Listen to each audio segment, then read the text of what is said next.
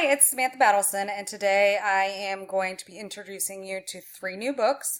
I'm actually currently hiding in my bedroom, so my 3-year-old can't find me. This is my third try on this video.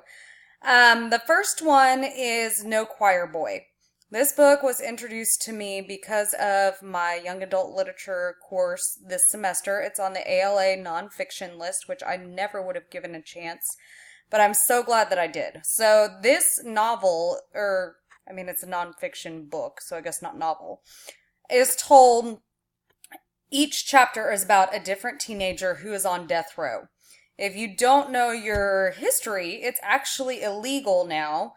The state the Supreme Court has a ruling saying that you cannot execute juveniles in America. It's not allowed anymore. But all of these boys were put on death row before that was passed. So the book takes you through their journeys by interviewing the boys themselves. Some of them are fulfilling a sentence of life in prison. None of them have gotten off, I don't think. It interviews some families, lawyers, things like that. Susan Culkin went around looking for these people.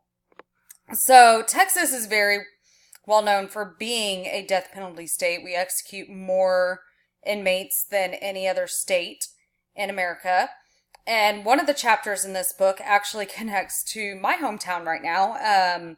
One of the boys was visiting and staying with his grandparents in Dickinson, Texas, which is where I teach. And he went to Houston. There was a drug deal, went wrong, and the Supreme Court ruling came out right before his execution.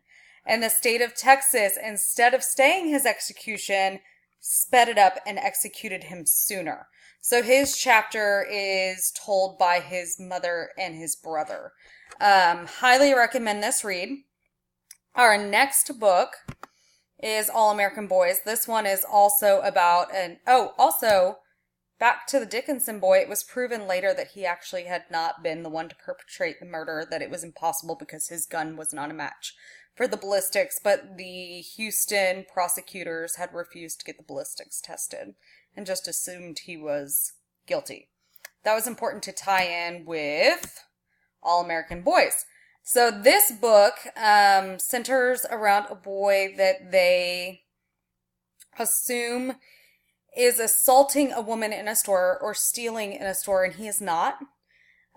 He's actually just going through some things in his bag.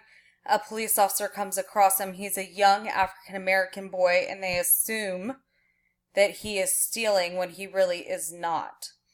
And the police officer beats him within an inch of his life. So I tied this book with No Choir Boy because of the wrongful accusation.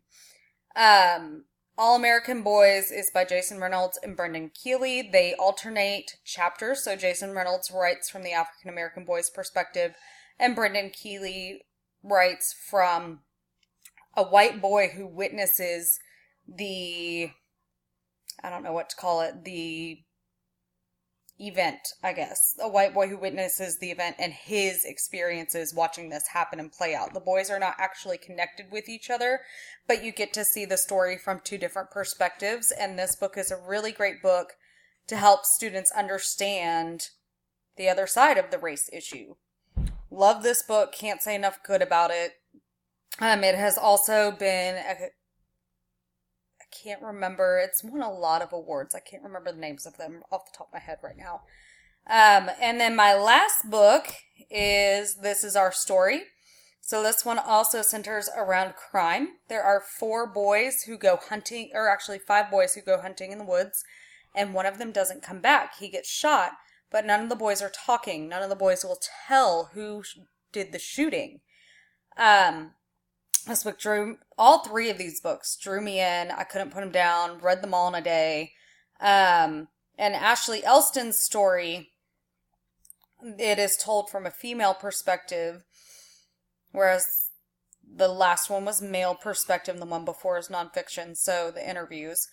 And the female protagonist in this book is working for the DA's office and is trying to investigate this crime, but the DA wants it to go away because all of these boys are influential members of society. I highly suggest all 3 of these books. Please try them out. Let me know what you think. Everybody have a good evening.